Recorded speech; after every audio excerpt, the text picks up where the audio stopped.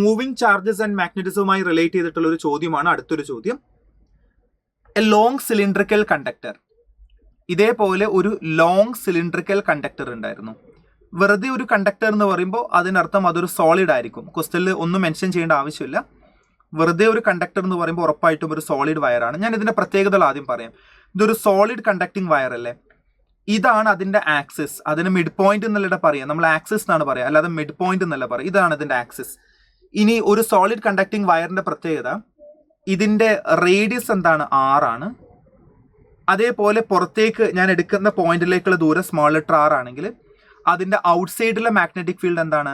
Magnetic field ഔട്ട്സൈഡിന്റെ formula infinitely long wire ആണെങ്കിൽ μ0I divided by 2πr small letter r അല്ലേ. ഇനി magnetic field inside, അതിന്റെ ഉള്ളിൽ ഹോളോ ആണെങ്കിൽ 0 ആയിരുന്നു. ഇൻസൈഡിലെ മാഗ്നറ്റിക് ഫീൽഡ് NCERT കൊടുത്തിട്ടുണ്ട് μ0IR divided by 2πr². Okay, r എന്ന് പറയുമ്പോൾ ഞാൻ കണ്ടുപിടിക്കേണ്ട പോയിന്റിലേക്കുള്ള ദൂരമാണ്. ഞാൻ കണ്ടുപിടിക്കേണ്ട പോയിന്റിലേക്കുള്ള ദൂരം. ക്യാപിറ്റൽ R അതിന്റെ റേഡിയസ് ആണ്. അറ്റ് ദ സെന്റർ ആണെങ്കിൽ ഈ ആറിന്റെ വാല്യൂ കുറഞ്ഞ് ആറിന്റെ വാല്യൂ 0 ആയിട്ട് മാറും. അപ്പൊ സെന്ററിൽ എത്തുമ്പോൾ ആറിന്റെ വാല്യൂ 0 ആയിട്ട് മാറും. അതുകൊണ്ട് magnetic field at the centre അല്ല, magnetic field at the axis എന്ന് പറയാം. ആക്സിസിലെ മാഗ്നറ്റിക് ഫീൽഡ് 0. അപ്പൊ ഈ ആക്സിസിലെ എല്ലാ സ്ഥലത്തെയും അതിന്റെ മാഗ്നറ്റിക് ഫീൽഡ് എന്താണ്? ആക്സിസിലെ എല്ലാ സ്ഥലത്തെയും അതിന്റെ മാഗ്നറ്റിക് ഫീൽഡ് എന്താണ്? 0 ആണ്. അപ്പൊ ഇത്രയും പോയിന്റുകൾ നിങ്ങൾ മനസ്സിലാക്കണം. ഓക്കെ, ഇനി നമ്മൾ ഇതിന്റെ ഗ്രാഫും പഠിക്കാറുണ്ട് ക്ലാസ്സിലൊക്കെ. ഇതിന്റെ ഗ്രാഫ് നമ്മൾ മനസ്സിലാക്കുമ്പോൾ ഏറ്റവും കൂടുതൽ മാഗ്നറ്റിക് ഫീൽഡ് എവിടെയാണെന്ന് അറിയാം? സർഫസിലാണ്. ദൂരേക്ക് പോകുമ്പോൾ ഡിസ്റ്റൻസ് കൂടൂലേ? ഡിസ്റ്റൻസ് കൂടുമ്പോൾ മാഗ്നറ്റിക് ഫീൽഡ് കുറയും. ഉള്ളിലേക്ക് പോകുമ്പോൾ ഡിസ്റ്റൻസ് കുറയില്ലേ? ഡിസ്റ്റൻസ് കുറയുമ്പോഴും മാഗ്നറ്റിക് ഫീൽഡ് കുറയും. ആക്സിസിൽ എത്തുമ്പോൾ മാഗ്നറ്റിക് ഫീൽഡ് എന്തായിട്ട് മാറും? 0.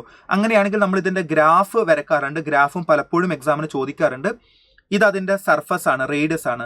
സർഫസിലാണ് മാഗ്നറ്റിക് ഫീൽഡ് ഏറ്റവും കൂടുതൽ അല്ലേ. സർഫസിലാണ് മാഗ്നറ്റിക് ഫീൽഡ് ഏറ്റവും കൂടുതൽ. ഇനി ഇതിന്റെ അർത്ഥം പുറത്തേക്ക് പോകുമ്പോൾ മാഗ്നറ്റിക് ഫീൽഡ് എന്ത് ചെയ്യും? കുറയും. ഇൻസൈഡിലേക്ക് പോകുമ്പോൾ മാഗ്നറ്റിക് ഫീൽഡ് കുറയും. സെന്ററിൽ എത്തുമ്പോൾ 0 ആയിട്ട് മാറും. അപ്പൊ ഈ നമ്മൾ വരച്ചിട്ടുള്ളത് എന്താണെന്നറിയോ? ഇതാണ് നമ്മുടെ സിലിണ്ടർ. കണ്ടോ, ഇതാണ് നമ്മുടെ സിലിണ്ടർ. ആ സിലിണ്ടറിന്റെ സർഫസിലാണ് ഫീൽഡ് ഏറ്റവും കൂടുതൽ. ദൂരേക്ക് പോകുമ്പോഴും കുറയും, ഉള്ളിലേക്ക് പോകുമ്പോഴും കുറയും, സെന്ററിൽ എത്തുമ്പോൾ 0 ആയിട്ട് മാറും.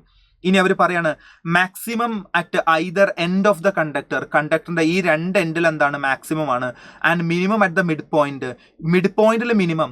മിഡ് പോയിന്റിലല്ലല്ലോ മിനിമം, ആക്സിസിലല്ലേ. കാരണം ഈ സിലിണ്ടറിന്റെ മിഡ് പോയിന്റ് ഇതല്ലേ മിഡ് പോയിന്റ്. ഞാൻ ഒരു കാര്യം പറയട്ടെ, ഇത് സിലിണ്ടറിന്റെ മിഡ് പോയിന്റ് ആണോ? അല്ലല്ലോ. ഇത് സിലിണ്ടറിന്റെ മിഡ് പോയിന്റ് അല്ലല്ലോ.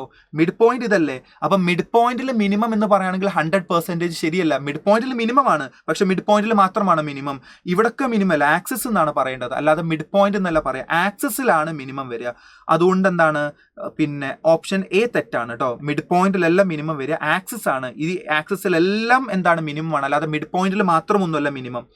മാക്സിമം അറ്റ് ദ ആക്സിസ് അത് തെറ്റാണ്. മിനിമം അറ്റ് ദ സർഫസിലാണ് ഏറ്റവും കൂടുതൽ ഉണ്ടാവുക. മിനിമം അറ്റ് ദ ആക്സിസ് ശരിയാണ്, ആക്സിസിലാണ് ഏറ്റവും മിനിമം ഉണ്ടാവുക. ആക്സിസ് എന്ന് പറയണം, അല്ലാതെ മിഡ് പോയിന്റ് എന്നല്ല പറയാം.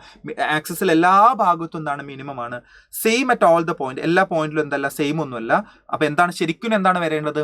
Minimum at the axis and maximum at the surface of the conductor, അങ്ങനെയാണ് പറയേണ്ടിയിരുന്നത്. അതുകൊണ്ട് ഓപ്ഷൻ ഡി മാത്രമാണ് കറക്റ്റ്.